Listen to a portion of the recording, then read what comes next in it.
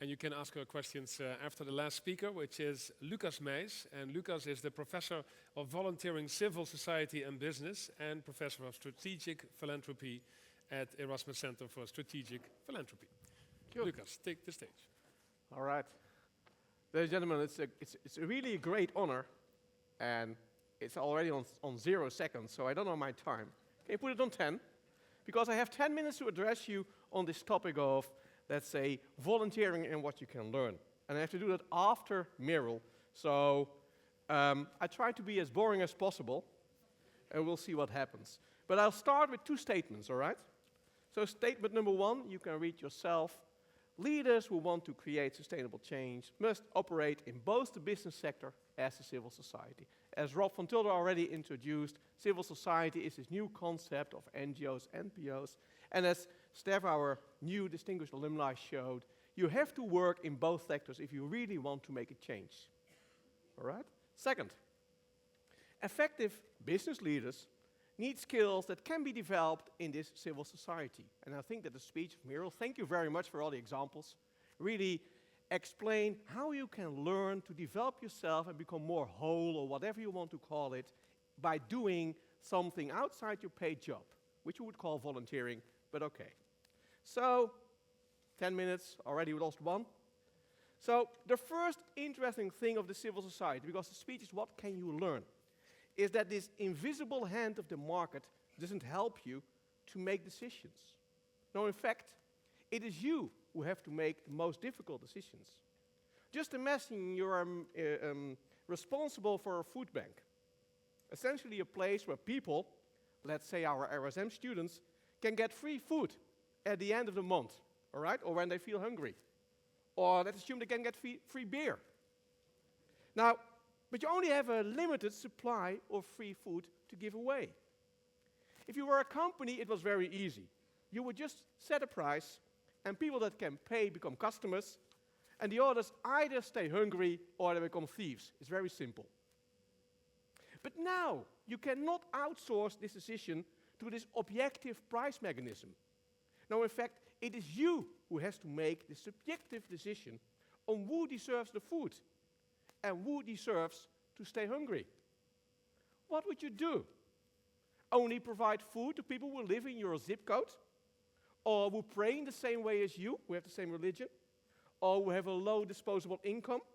Or have a bigger need because they have 5 kids? And what would you do? Would you refuse food to people who still smoke or have a dog? It's easy to say to someone who walks in, please kill the cigarette. But would you say, please kill the dog? But on the other hand, would you be willing to say no to the money that a donor gives you? And the donor wants you to say to everybody who walks in with a cigarette or a dog to do something. What would you do? Would you accept the money or not?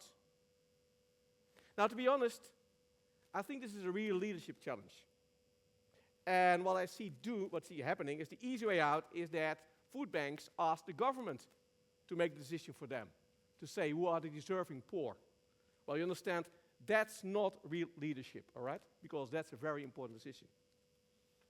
Next slide. So in line with this previous argument of making decisions yourself, there's also something like a diversity of norms and values and passion of the civil society. And this seems to be 2 speeches about books.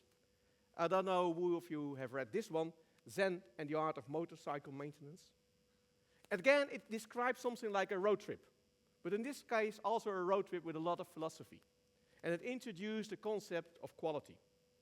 Is quality the way we do it in bureaucratic companies, following procedures, opening your engine, making it very small, like in the Volkswagen way, well, not like following procedures, having a clear hierarchy, rules, and all the other stuff? Or is quality more like Zen, that you have the wind in your hair, the sound of your engine, and the man or woman that look at you and think, would I want to be on that motorcycle? You know? So, ladies and gentlemen, the civil society is much more about Zen than about motorcycle maintenance. But it also makes the civil society so difficult to understand. Only knowing the handbook of management is just not enough to run all these volunteers or all these people. Understanding the Zen of a specific organization, understanding what it is to have autism, understanding what it is to be lonely or hungry is important. Your effectiveness, always a difficult word, as a leader is not only based upon your professionalism as a manager or a leader, but also on the fact, do they accept you as a leader? And they only accept you as a leader, I think it's very important, that you have a connection yourself with that autism too. Otherwise, it won't work. Imagine what it would be, well, we've seen how all these soccer trainers becoming former soccer players, all right? Next one. So what is this then? What does that mean?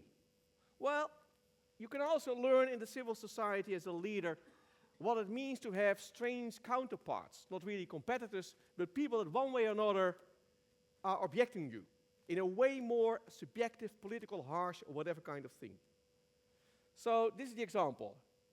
An organization called MAD, Mothers Against Drunk Drivers, started by a mother when her daughter was killed by someone who drank too much. And she is very effective in raising private money for law enforcement officers to give other people fines, all right? SMART defined. 100 of these tests means 30 fines. And it leads to a huge anti-drunk driving industry. But this being the civil society, you don't get competitors, you get angry people against you. And they call themselves DAMN! And there are two. This is the first one. Drivers Against Mad Methods, all right? And this one is even more interesting.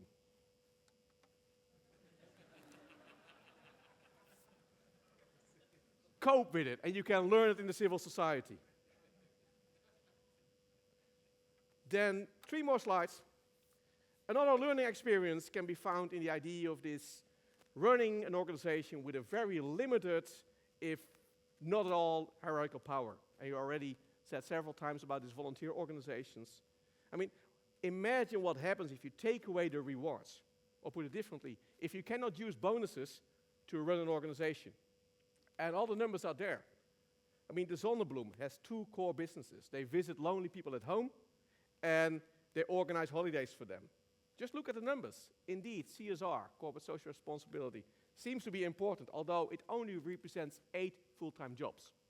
But if you look at the regular volunteers, you know, a little bit more than 40,000 volunteers that represent, I've been calculating, according to the Zonnebloem, 9,000 full-time jobs. I think it's more 8,000. Who cares about numbers if you don't pay them? But imagine the amount of paid staff. Where it is. There it is.